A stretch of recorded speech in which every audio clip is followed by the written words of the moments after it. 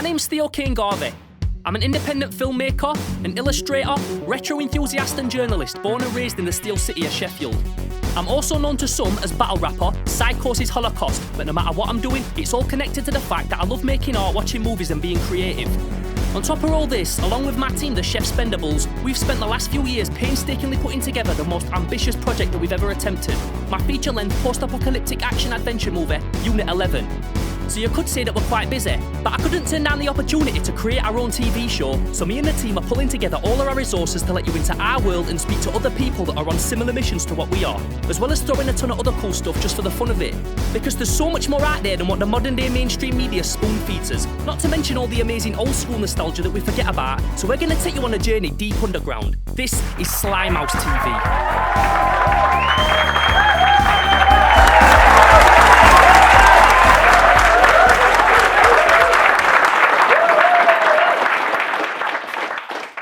Welcome to Slimehouse TV, the show that brings you the very best in underground movies, cult music, and anything else cool, artistic, retro, and edgy.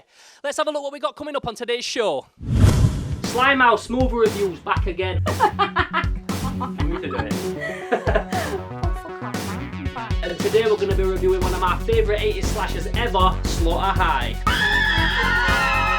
A painted movie poster artist whose work has graced the VHS covers of some of my favourite movies of all time. We're talking, of course, about Graham Humphreys. They've now put together a full band that combines a crazy mix of rap with rebellious pop and punk rock to create something that makes me want to smash my bedroom up. Ladies and gentlemen, please put your hands together for the Chord Gang! Like that. Thundercats, by far one of the most popular animated TV series of all time. And the reason I'm talking about Thundercats is because I want to talk about one in particular. This guy, Lion-O, Lord of the Thundercats. And the reason that we're talking about Lion-O is because a couple of weeks ago, I hooked up with the original voice actor that played Lion-O in the series, Larry Kenney, via video call. Now, he lives in another country, but we're Chef Spendables, so we don't let things like that stop us. I met Larry a few years ago when he narrated our feature film, Unit 11. And when I got our own TV series, I couldn't help but try and get him back to ask him a few questions. This is how we got on.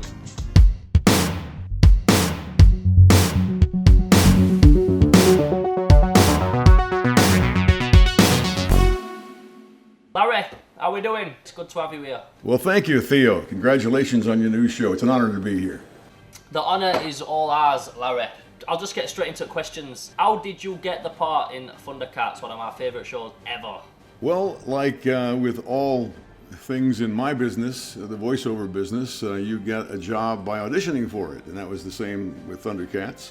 Back in about 1984, I was called by my agent and told to show up at a certain place at a certain time, and he told me a bit about what the project was, of course, that it was going to be an animated series recorded in New York. And as I recall, they had the walls lined with pictures of the characters, illustrations of the characters, and a little bit about each of them, a little bit about what kind of voice they thought the character should have. And then one by one we were asked to go into the booth, the recording booth, and give our interpretations of what we thought these characters should sound like. And tell me, did you ever have any kind of inkling that the show was ever going to be as big as it was? Well, there's never any way of knowing when you're recording a show, a TV show or a movie for that matter, or anything in the entertainment business. When you're doing the performance, of course, you do your best, and you hope that it's going to end up as something that everybody's going to want to see or listen to, or watch. We knew, when I say we, I think the staff, the crew, the actors, and everybody else involved with the show. We began talking fairly soon into the recording process, maybe a couple of months, which would mean 5 or 6 episodes, that we had a really good product here. We could tell the writing was fantastic. And then when we began to see the animation come back, of course you do the voices first on an animated project. Once we started seeing those first episodes come back in and we could watch them, we all were pretty sure that we had a good project, a pretty good product here.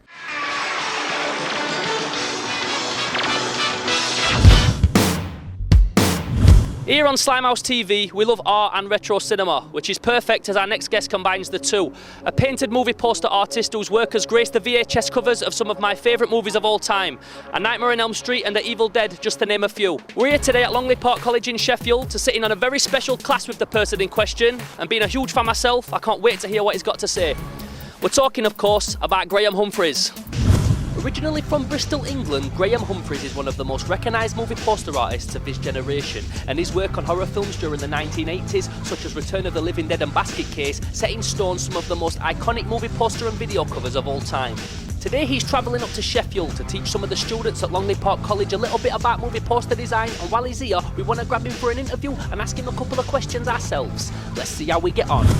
Slimehouse TV, we're very honoured to have here Grahame Humphreys, one of mine and Matt's favourite artists of all time. I'm doing the interview with Matt, who's one of the producers of Slimehouse TV that I work with very closely here at Longley College now and again as well. Just wanted to go in first of all with, I find that our early days are what really define us as artists, and I just wanted to ask you, what were your earliest memories of wanting to be an illustrator and a painter and an artist, and what inspired you back then? Well, it goes all the way back to when I was about 4 years old, seeing Doctor Who for the first time, and probably not Doctor Who so much as the Daleks, and it's odd that stayed with me because I have a Dalek, full-size Dalek in my kitchen at home, which is a bit sad, I know, but just odd from 4 years old to suddenly like 54 years old, still drawing Daleks. But yeah, I used to draw them on the wall.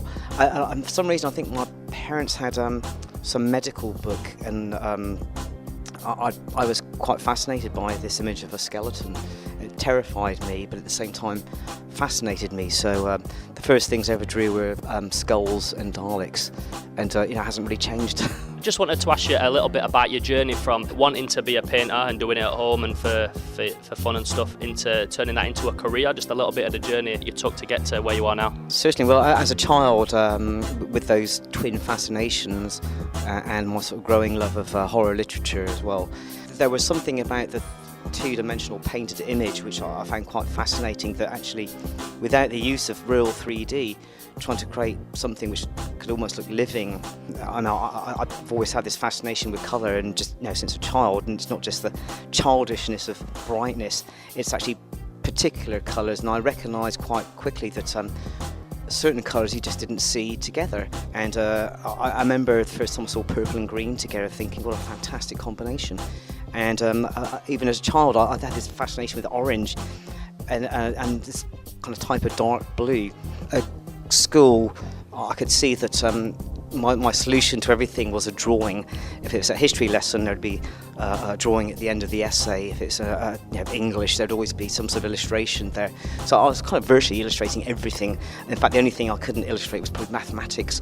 But even biology, chemistry, there was an amount of drawing going on there. So that was my solution to everything. And I quickly realised that probably art college was going to be the natural progression after school, and so I worked towards ensuring that I got my O-level, and took an interest in other areas like pottery and anything that obviously would feed into this kind of idea of a future in art. I'd see like the pinnacle of where your stuff started is the Evil Dead cover. Would you agree, and how did that come about? Yes, as a touchstone piece for most people, they would say the Evil Dead, and I had illustrated a couple of posters before that, not very successfully, and it's just one of those things, you do stuff to the best of your ability at the time, and quite often, especially in the early days, when you're not that confident, you allow clients to shape what you do to an extent.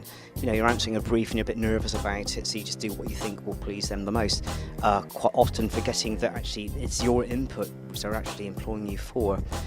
But I think with the Evil Dead, it's a very lucky thing that happened, being in the right place at the right time. In the last few years, obviously you've done lots of work, but there's two filmmakers in particular that you kind of associate with just literally through the wealth of material that you've done. Obviously one of them is Mario Bava and the other is Lucio Fulci. Are you kind of fans of their work anyway, or was it kind of new to you while you were getting them projects together? My first sort of Giallo experience was when I was storyboarding hardware for Richard Stanley, who was obsessed by the Italian films, and particularly the colour washes, the palettes. I think he was quite fascinated by this intensity, and at that time I'd actually illustrated my first Argento film, which was obviously it was called Creepers here in the UK. It's Phenomena elsewhere, a heavily cut version of Phenomena. And it's through him that I suddenly started seeing all these amazing clips from Fulci's films and Bava's films. Drawn to them, of course, but of course all this stuff was in its very lo-fi format of 10th generation video with all the bleeding reds, and actually in some ways it kind of made it even more creepy and mysterious. I mean, it's almost like watching a snuff movie. It was only through really the work with Arrow much later where I could actually see the films for the first time, some of them for the first time ever. Blood and Black Lace, for instance. So, I mean, just thinking, God, if only I'd seen these earlier. They're so inspiring, just visually, it's so rich, and it's just the colour palettes more than anything else. I mean, just brave use of colour, which you just don't see. Just going back a bit to your love of music, myself and my sister, we were raised by punks. My dad had big mohawk and a kid tattooed on his neck, Sex Pistols posters in house. My mum dressed like Susie and the Banshees. And I've heard you speak about how punk influenced you a lot and that you're a big fan of punk. Can you just tell me how that transcends into the work that you do? Well, all that happened really when I was at college. I went to college in 1976, and in the West Country, punk really didn't kind of exist anyway, although it might have had its beginnings in 1975. Certainly by 1977, it had really hit headlines.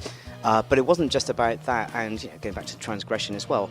It was more to do with I didn't feel any affinity with popular music, really, and I was quite a shy kid.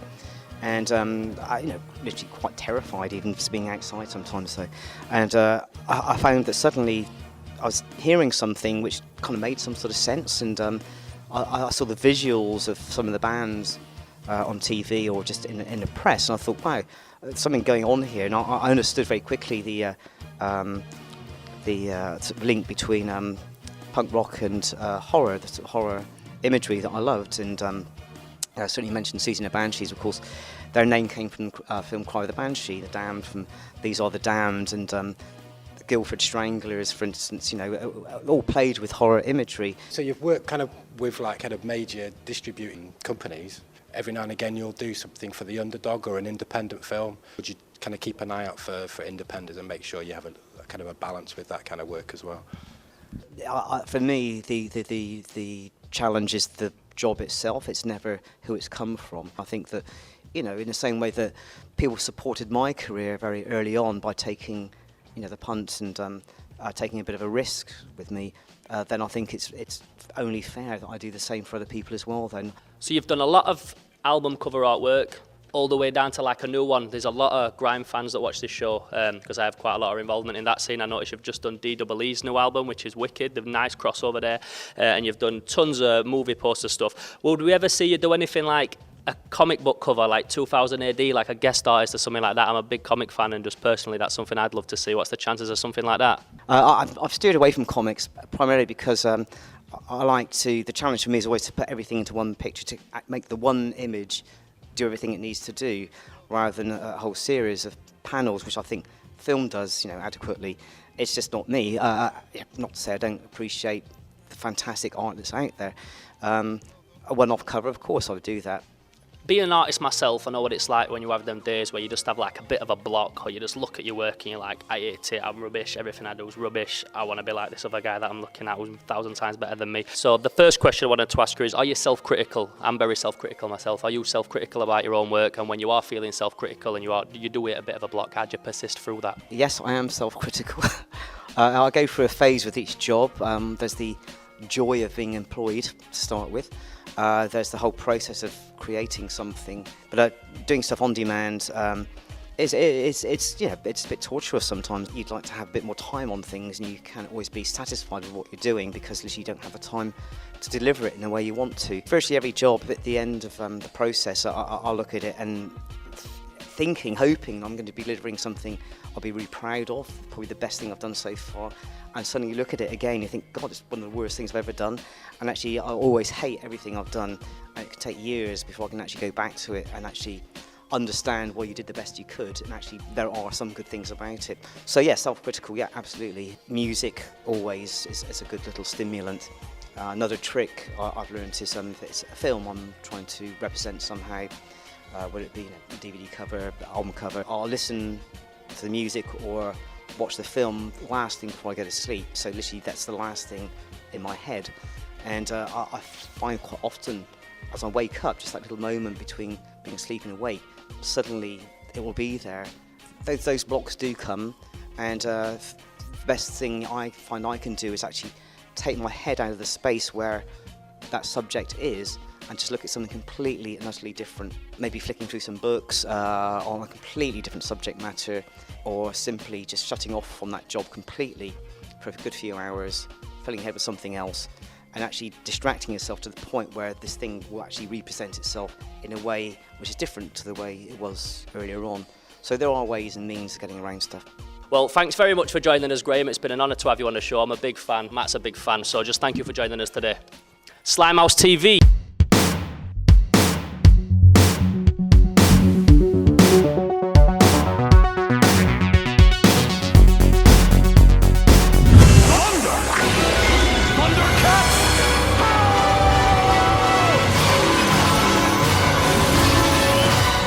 In 2011, they remade Thundercats, and you came back and you voiced Claudius, Lionel's father. So that must have been pretty cool. Just tell me a bit about how that come around, what that was like. Yeah, that was really a great honor for me when Warner Brothers asked me to play Claudius, Lionel's father, on their reboot of Thundercats back in 2011, I think it was. I remember the first time anybody saw the first episode of the new Thundercats was in San Francisco at WonderCon, a Comic-Con. And some of us actors and people from Warner Brothers were behind the stage, backstage, as the audience in the big theater there was watching the first episode. And I remember at one point, we couldn't really hear too much what was going on when we were backstage. You could hear that the show was running, but because it was so loud back there, you couldn't really hear what was being said. But at one point, there was a tremendous roar from the crowd, cheering and lots of applause. And one of the guys from Warner Brothers walked over to me and he said, the reason they're cheering like that is they've just heard you as Claudius do the famous Thundercats Ho. And I was really touched by that, and nearly brought to tears, in fact, that they would do that. The Sword of Omens is the greatest weapon of them all. Thundercats! Oh! What's your personal view on remakes of 80s cartoons and stuff like that? Well, I really hesitate to comment, or especially to criticize or give reviews of other people's work. I really do. I mean, I've seen a few of the reboots of some of the 80s cartoon series, both in new animation, you know, when they've been reanimated, or when they've come out with live action movies, Transformers and things like that. And I'm a fan. Yeah, I enjoy them. But I really wouldn't give any kind of critique, because frankly, I don't like people sitting around critiquing my work. So I wouldn't do it to somebody else. But there's been a lot of great stuff done to keep the 80s, to kind of keep us in the forefront, and I think that's great. He's disarmed, Jaga. It's all over. Not yet. Jaga, your Sword of Omens. Now, you also did a voice for Grand Theft Auto 4, one of the radio announcers, and myself and the Chef Spendables crew and the Slimehouse team were all massively into the Rockstar Games and GTA franchise. Just tell us a bit about how you got working on that. Grand Theft Auto 4 I was on. You're right. Now, I would like to tell you that it was working with Rockstar was just so much fun and so great and different than everything else I do. But it really wasn't, because all of the work I do tends to be performed in the same situations. And that is, you're alone in a studio, and then the engineers on the other side. There weren't any other people around. Now, back in the 80s when we did Thundercats, we used to all be in the same room. All the actors, whether there were 10 or 15 actors, a lot of times you were all in the studio together. And it was more fun to interact that way, back and forth. These days, for whatever reason, we tend to work pretty much alone. You're pretty solo in the booth, and then the next guy or woman comes in and does her part after you're finished. But it was great working with Rockstar, and I hope to again sometime. Maybe Grand Theft Auto 20. I can't wait for Grand Theft Auto 20. Larry, it's been wicked to have you on the show. Thanks very much for being here. You're one of my childhood heroes. Thundercats means more to me than most things in my life. So thank you for being here, bro. Thank you, Theo. It was fantastic. Good luck to you in the show, and I can't wait to see the movie. This year it's coming, I promise. This year it's coming. Larry Kenney, Slimehouse TV. Boom!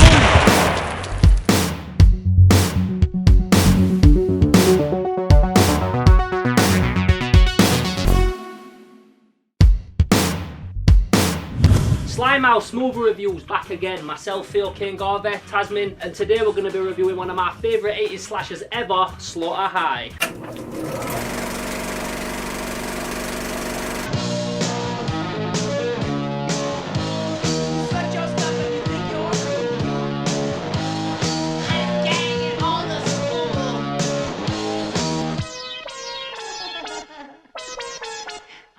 Film were released in 1986, the same year as films like Chopping Mall, Texas Chainsaw 2, Sorority House Massacre. And what made this film very special is that it was actually a British-made film but shot to look like an American film. The majority of the cast are British, but it was shot with a couple of American actors, all actors talking in American accents, and shot in a British school to look like an American high school.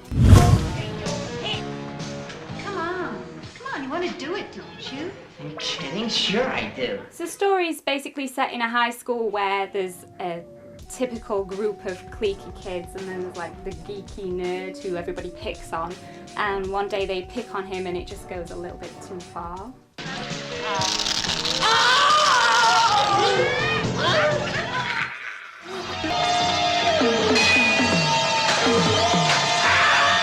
They lure him into a false sense of security, which in turn ends up with him getting his face melted off and presumed dead or in a mental hospital. No one's really sure. I'm sorry, Marty. We didn't mean to. Years later, a high school reunion is put together, which is obviously set up by Marty to get all these guys together so that he can finally act out the revenge and get them all back for what they did to him all them years ago in high school. Hey, isn't that Marty's locker? Marty.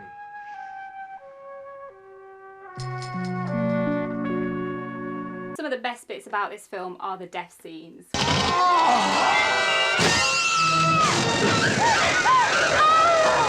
favourite scene is the bathtub scene.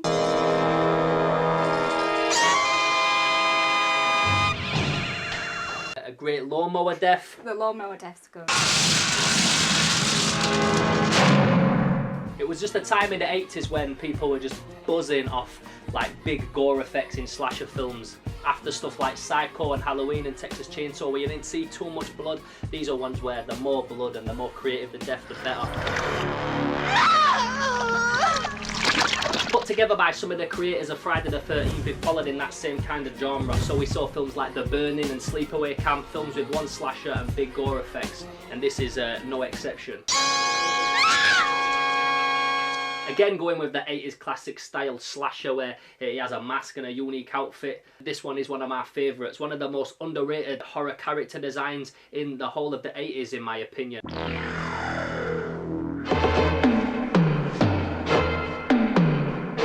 I love this killer's mask so much that I went as far as getting a whole mask custom made for Halloween, where I dressed up last year at our classic Slimehouse annual Halloween party. I kind of sourced the original moulds of the mask online, painted it so it was more in the style of the one from the film, and then got my friend School to make me this screen replica hood. So the principle of this film is a moralistic story. Do not pick on people. So if you're a fan of slasher films or just crazy films in general, make sure you check out Slaughter High. Marty! How do you want it? Please, no! Or No! Marty, no! Please!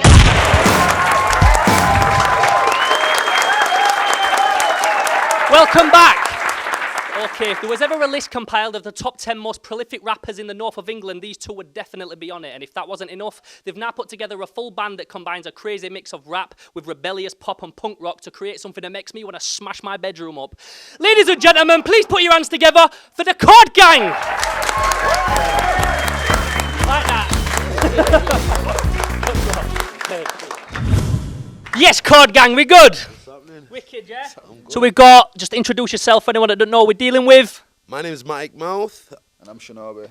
Mike and Shinobi Card Gang, right. First of all, I want to know where this idea come from, because I know you two were both like big on the grime and the rap thing for a long time, and then all of a sudden you come out with this crazy new sound with this band just out of nowhere. So yeah, man, just hit me with where that came from. Right, I've known Shin since college. Andy and Jamie, who are producers. Jamie lives in Doncaster, Andy lives in Sheffield. I met Andy like 7 years ago. Me and Andy got together, started making a bit of hip-hop together. Said, let's get Shin involved. Shin got involved. Shin said, let's get Jamie involved. We went to Jamie's, and here we are.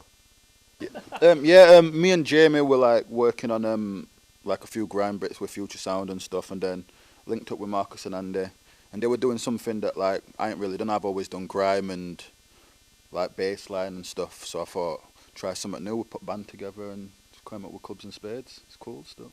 So you both have gone from like you did a lot of grime and hip hop and rap music and that kind of thing, and then now you've switched it up. What was the reason for switching it up? Did you just get bored of doing the same thing? You wanted to appeal to a wider audience, or? I think for me personally, like everybody can rap. Like everybody can rap. Everybody's got bars. Everybody's got 16 bars, but I wanted to start writing songs, man, and really like composing good songs, whether it's just a good underground song or a commercial pop song, if you want to call it that. And I think the band, the live element just took us to another level. It took us to another level in terms of gigs and what gigs we can do.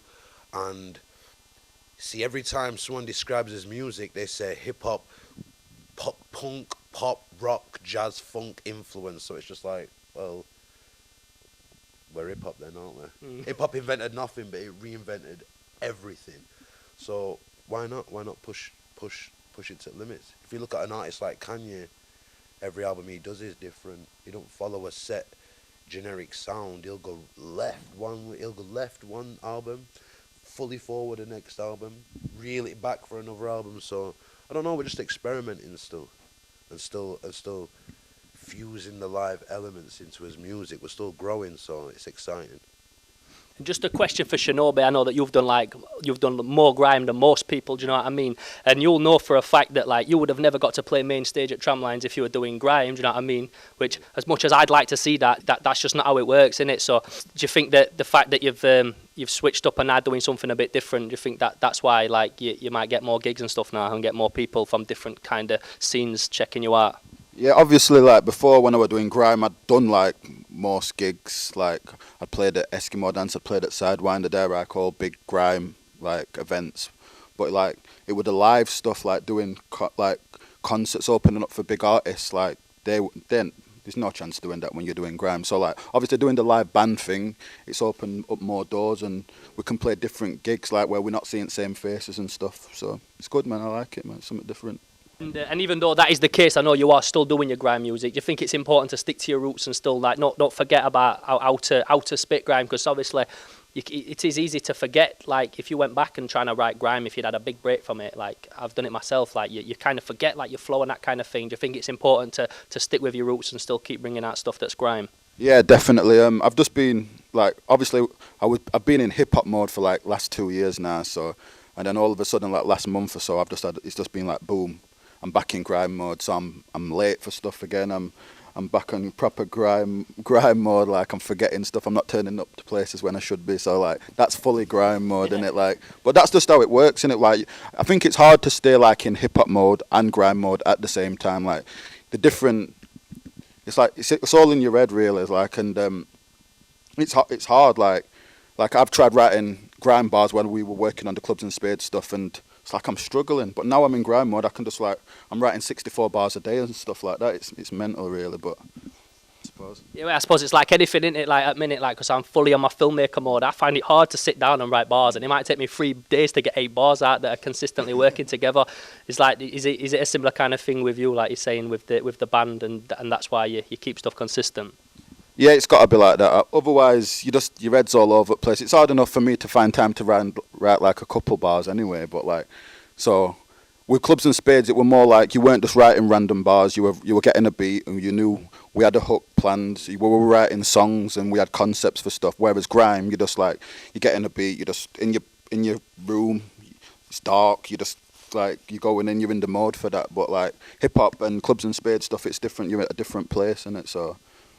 What about you? Do you think it's? Would you agree? Is it a more positive place when you're doing the band and the hip hop stuff to writing some raw grime stuff, and also when you're writing, do you also find it hard to go back and just switch up to a completely different genre again? Yeah. Well, I mean, to some people it won't seem like a different genre, but us as artists, Artists, I did about 4 years ago. I started doing a little project with John McClure. It was like it was really electronic, and I'd been doing hip hop right up until this moment, and it was a bit more electronic, a bit more in there, but my whole things I were writing, I weren't actually writing a rap. I was writing like a singy vocal, and I'll never forget coming back and being like, oh shit, I can't write hip hop anymore. I can't get a bar out. Do you know what I mean? And it took like, I don't know, it took getting back into a movement with these lot, you know, being around it and just being like, yeah, I'm itching to. But I'm sure all the other writers in the room will know there's days when it just doesn't come, and then there's days where you just can't keep up with your pen. I mean, you'll know. Like from writing anything, whether it's a comic or script anything, man. So writing, I suppose the key is to kind of put yourself in a place where you feel like you're in a mood. And me personally, just leave me in a room on my own. I'm good. I've got my music and I've got my little peace and quiet and that. I can usually get something out or get ideas bubbling. But yeah, it is a problem. And now you've got this new EP coming out, and when I spoke to you a couple of days about just making sure we were still cool for tonight and stuff, you said that like, I'm just in that mode where I've got the EP, it's just coming out now, we're proper grinding on it. How do you persevere through them times where you've got you're working, you've got personal stuff going on, you've got to get this deadline done for your project that you're working on? How do you persevere through them times? And I want to hear from you and what Nobi says about that. All right. Well, this week has been a bit it's just been manic, as EP deadline was like yesterday, and we got it in, just so you know, deadlines were met, everything was done, but it was, I don't know, my mum told me something a long time ago. She was like, you know, anytime you're stressed or anytime you're angry, the only thing what kind of takes your mind off it is work. We think it in, but it's work. You know, if you're ever feeling like mad or just stressed out, work is the best thing. And before you know it, you get immersed in your work. It's like a bad relationship, you know, you finish with someone and you're like, oh, I'm good, I'm so heartbroken. But then like 2 weeks later, you're like, so are we going out at weekend? We just get, time is a healer, it's a changer, innit? So. With me, it's different because like I'm the only one in the band who like works as well, and I've got a family, like, so it's hard for me to find time. So I'm used to just like, they give me a time and a deadline and I'm there. Sometimes I miss it, not all the time, like, but, and if I do miss it, Marcus or someone usually just cleans up for me, but I stick to my deadlines, kind of, sort of, ish, a bit. I think we work for each other as well. There's a big element of like, there's 4 of us. If I have to carry that, I have to carry that. If he has to record his vocals, he has to. Do you know what I mean? I think all 4 of us have that like. That willingness to do something for the other person. Yeah. Do you know what I mean? And I know like it's common for bands to go through that like couple of years together. Like the Clench, how long have you guys been together? 8 years. That's brilliant. Years. That's a brilliant length of time. We're only on 2. And we struggle, man. We have us moments. It's no easier, man. But we're starting to realize like it's always a creative difference, though. It's never like a personal argument. Like me and Andy will argue till we're red in the face, but then 2 minutes later it's like, I'm going to shop. Do you want something? Yeah. It don't matter. It's all for a good reason. So I think we're just a good bunch, all willing, all working hard, and I don't know. There's a lot of good stuff happening around in Sheff at minute. Do you know what I mean? There's yourselves doing this. There's a lot of people who are. There's a lot of if we're talking about the urban scene. We have the clashers, we have the songwriters, the vocalists, the rappers, the producers, the DJs, the breakers. We've now got the film crews, the videographers, everything. So it's just like an exciting time to be buzzing. And hopefully, in this next couple of years, everything will tie into one strong foundation. Might be your job, you know. And just finally, you've got your new EP coming out. Just tell us a bit about that we can look forward to, and if there's anything else, any like big tours coming up or anything like that we can look for. 5th of May is the release date of our EP. It's called Deal or No Deal, because we're gonna do this with a deal or without one, regardless.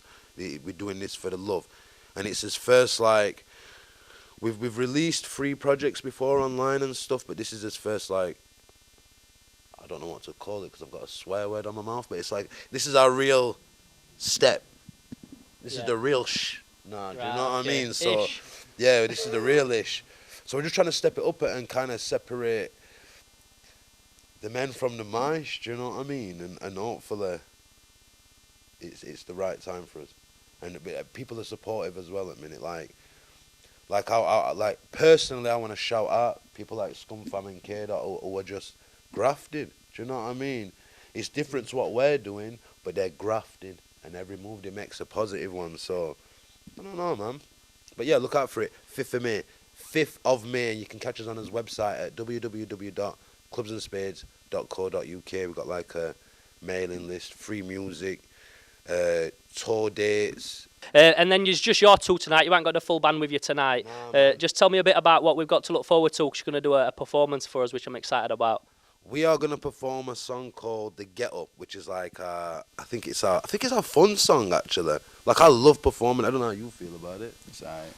Oh, I love it. I love it. It's good, man. It was the way the song was conceived was just from having a laugh.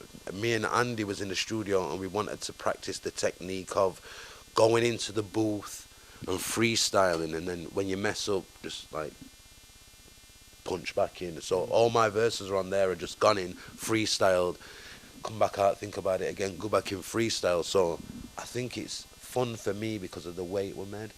Do you know what I mean? It weren't like one of them songs where I sat down and I wrote the 660 bars. Yeah. Right? We're just like 8 bars, 8 bars, 8 bars. Let's have a laugh. Let's get out there. Well, it's a sick song, man. I love it. I love Let Me Live a Little as well. I put that on all the time. Guys, give them a round of applause. Chord Gang, Shinobi and Matic. I'm from the home of the owls, the home of the blades, the home of the foul, the home of the brave, but they all be the same. I won't stop until you know of my name. Mike Mouth or Marcus Smith, just put them both in your brain. You can find me at the top like a cherry. MCs can try and flop like spaghetti, and I am ready for anybody dead there. But I'm the gingerbread man, you'll have to come and get me. When these rappers think of shit, they know they couldn't try a thing. It's best to keep his ass real close for when they need to fly a bring. Card Gang's the thing. Everybody's plans, they're in the bin. Us man are working hard like in the gym. I'm grinding like I'm on the carpet with a grim. These rappers keep their mouth closed, they don't want to start nothing with him. You can't get involved with this if you ain't about to win, man. You ain't about your thing, I'm at your yard like I was Sim. Woo! That's right! I'm setting up at rappers' houses like man. That's for all you suckers. Gonna make it take it. I know I can. If the devil don't get me, then I can't go down. I'm back busting these MCs like nuts, so you know it's easy. Your raps are like your own foot, sort of cheesy. You won't find me with sluts, they're sort of skeezy. But you're alright, love, why don't you please me? We can get together and have some good times. Let's get some good food, some good bud, some good wine. Look, love, you look fine. Shit, you be sparkling like the sunshine. Yeah, shit, I'm still the dad of the bunch like Mike Brady. Eat a whack rapper for lunch, the bag's crazy. I can be a knob at times, the lines phase me. I'm in the studs with Marcus, Andy, and Jamie. It's Card Gang, baby. Tussle like that Spartan Bray. Yeah, these men are getting sparked out daily. Now they don't want no fucking arms out lately. Like every bit of drama's getting talked out safely. That's right, sit down. Talk it out and keep your mouth shut. I don't want to hear no more shit. Gonna make it take it. I know I can. If the devil don't get me, then I can't go down. Now this last verse is for you bastards. I smash words in your face until your back hurts. Smack you backwards. Choose your last words carefully. You better be wearing me. And please don't stare at me. And to my late cousin Matty, I know you're there with me. I know you keep watching over. You sure you care for me. And for this last bit, if you wanna clash this, go home and practice. Please prepare Yeah, for this is Shin, yo. I'm about this ting, bro. I got the ching to make this pussy limbo. My ding-a-ling will make this pussy limpo. Your life's a bitch, yeah. I'm all up in a stinkhole. Yeah, this is card gang. Fuck what you think, yo. No, we ain't playing if we ain't getting a drink, no. No, we ain't staying if we ain't taking the link home. The A and Henny be making these bitches think slow. Shout out all you fake big body bitches. We love y'all. Drug gang, baby. Clubs and Gonna Spades. make it take it. I know I can. If the That's devil for all don't you get me, suckers, then I man.